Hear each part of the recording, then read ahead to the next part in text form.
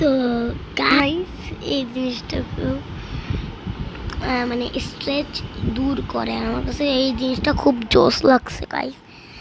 আপনারা এটা check out, মানে এটা আমি থার্মোমিটার থেকে পেয়েছি। তো গাইস এটা খুব বিউটিফুল, মানে খুব স্ট্রেচ মানে ছাড়াই দেয় স্ট্রেচ।